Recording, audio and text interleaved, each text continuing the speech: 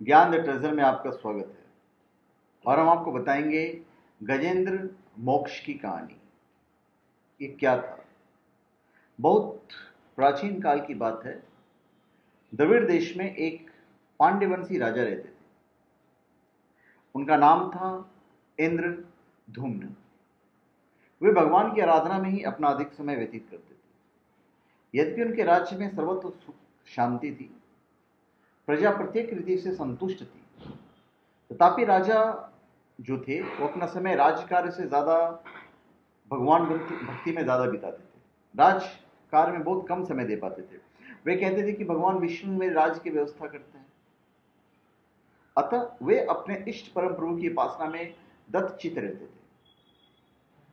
राजा इंद्रधुम्न के मन में आराधना की लालसा लगातार बढ़ती जा रही थी। भगवान के प्रति उनकी जो लगाव है लगातार बढ़ता जा रहा था। इस कारण वे राज्य को त्याग कर मलय पर्वत पर रहने लगे। उनका वेश तपस्वियों जैसा हो गया। सिर के बाल बढ़कर जटा का रूप ले लिया। वे निरंतर परम ब्रह्म परमात्मा की आराधना में तलीन रहते थे। उनके मन और प्राण भी श्री हरि के चरण कमलों से मधुकर बनने रहते। इसके अतिरिक्त उन्हें जगत की कोई वस्तु सुहाती नहीं थी। हर वक्त भगवान विष्णु उन्हीं की भक्ति में लीन रहते थे। उन्हें राज्य, कोश, प्रजा, पत्नी, किसी भी प्राणी या पदार्थ की स्मृति तक नहीं थी। कहीं कोई लगाव नहीं, सिर्फ भगवान विष्णु। अभी एक बार क्या हुआ कि राजा इंद्रदुम्न प्रतिदिन की भांति स्नान वगैरह करके निवृत्त होकर सर्वसमर्थ प्रभु की उपासना में तल्लीन थे।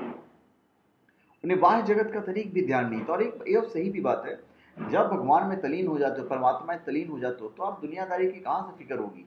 कोई फिक्र रहती नहीं है। अब हुआ क्या, संयोगवश कि उसी समय महर्षि अगस्त अपने समस्त शिष्यों के साथ वहां पहुंच गए। लेकिन राजा तो भगवान विष्णु की में तलीन थे, उनके ध्यान में मग्न थे। इसलिए ना उन्होंने कोई सत्कार किया, ना स्वागत किया, कुछ भी किया नहीं। वो ध्यान बस लगाए बैठे थे, मौन थे, आंखें बंद थी। अब जब महर्षि अगस्त ने यह देखा तो कुपित हो गए। उन्हें लगा ये जानबूझकर हमें अवॉइड कर रहा है। और उसी वक्त उसने इंद्रदुम्न को शाप दे दिया कि गुरुजनों से इसने शिक्षा ग्रहण नहीं किया है। ये राजा है और इसमें अभिमान पूरा भरा हुआ है। अभिमानवश परोपकार से निवृत्त होकर मनमानी कर रहा है। ब्राह्मणों का अपमान करने वाला यह राजा हाथी के समान जड़ बुद्धि है, इसलिए इसे घोर अज्ञान में ही हाथी की योनि प्राप्त हो। महर्षि अगस्त्य भगवत भक्त इंद्रदुम्न को शाप देकर चले गए। राजा इंद्रदुम्न ने इसे श्री भगवान का मंगलमय विधान समझकर प्रभु के चरणों में अपना सिर रख दिया। शराब्दी में 10 सहस्त्र योजन लंबा, चौड़ा और ऊंचा त्रिकुट नामक पर्वत था। वह पर्वत अत्यंत सुंदर और श्रेष्ठ था। उस पर्वतराज त्रिकुट की तराई में ऋतुमान नामक भगवान वरुण का क्रीड़ा कानन था। उसके चारों ओर दिव्य वृक्ष सुशोभित थे। अभी वे जो वृक्ष थे सदा पुष्पों और फूलों से लदे रहते थे। उसी क्रीड़ा कानन ऋतुमान के समीप पर्वतश्रेष्ठ त्रिकुट के गहन वन में हथनियों के साथ अत्यंत शक्तिशाली और अमित पराक्रमी गजेंद्र रहता था। ये वही गजेंद्र था। अब एक बार की बात है, गजेंद्र अपने साथियों सहित तृषाधिक्य से व्याकुल हो गया। मतलब प्यास लग गई उसे, और वो कमल की गंध से सुगंधित वायु को सूंघकर एक चिताकर्षक विशाल सरोवर के तट पर जा पहुंचा। गजेंद्र ने उस सरोवर के निर्मल, शीतल और मीठे जल में प्रवेश किया। पहले तो उसने जल पीकर अपनी तृषा बुझाई, प्यास बुझाई। फिर जल में स्नान करके अपना श्रम दूर किया। थोड़ी देर बाद उसने जल क्रीड़ा आरंभ कर दी।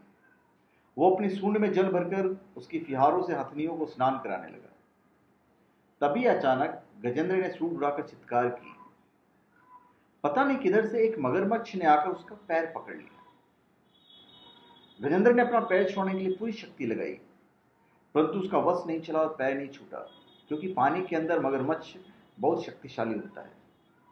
अभी अपने स्वामी गजेंद्र को ग्राहग्रस्त देखकर हथनियां, क्लब और अन्य गज अत्यंत व्याकुल हो उठे। वे सूर उठाकर चिघाड़ने लगे और गजेंद्र को बचाने के लिए सरोवर के भीतर बाहर दौड़ने लगे। उन्हें पूरी चेष्टा की लेकिन सफल नहीं हुए।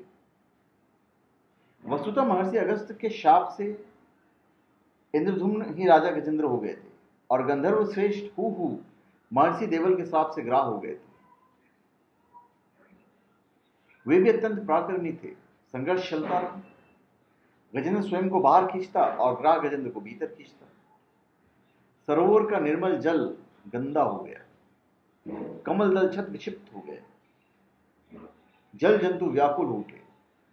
गजेंद्र और ग्राह का संघर्ष 1 सहस्त्र वर्ष तक चलता रहा। दोनों जीवित रहे। यह दृश्य देखकर देवगण चकित हो गए। अतः गजेंद्र का शरीर स्थिर हो गया। उसके शरीर में शक्ति और मन में उत्साह नहीं रहा। परंतु जलचर होने के कारण ग्राह की शक्ति में कोई कमी नहीं आई थी। जल में मैंने आपको बोला मगरमच्छ बहुत शक्तिशाली रहता है। उसकी शक्ति बढ़ गई। वो नवीन उत्साह से अधिक शक्ति लगाकर गजेंद्र को खींचने लगा। असमर्थ गजेंद्र के प्राण संकट में पड़ गए। उसकी शक्ति और पराक्रम का अहंकार चूर चूर हो गया। वो पूर्णतया निराश हो गया। किंतु पूर्व जन्म की निरंतर भगवत आराधना के फलस्वरूप उसे भगवत स्मृति हो गई। उसने निश्चय किया कि मैं कराल काल के भय से चराचर प्राणियों के शरणय सर्वसमर्थ प्रभु की शरण ग्रहण करता हूं। और इस निश्चय के साथ ही गजेंद्र मन को एकाग्र कर पूर्व जन्म में सीखे श्रेष्ठ स्रोत द्वारा परम प्रभु की स्तुति करने लगा। गजेंद्र की स्तुति सुनकर सर्वात्मा सर्वदेव रूप भगवान विष्णु प्रकट हो गए। गजेंद्र को पीड़ित देखकर भगवान विष्णु गरुड़ पर आरूढ़ होकर अत्यंत शीघ्रता से उक्त सरोवर के तट पर पहुंचे।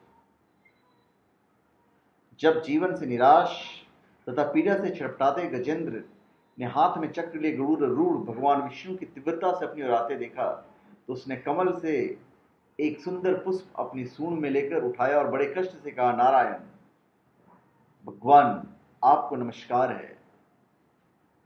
गजेंद्र को अत्यंत पीड़ित देखकर भगवान विष्णु गरुड़ की पीठ से कूद पड़े और गजेंद्र के साथ ग्राह को भी सरोवर से बाहर खींच लाए और तुरंत अपने तीक्ष्ण चक्र से ग्राह का मुंह फाड़कर गजेंद्र को मुक्त कर दिया।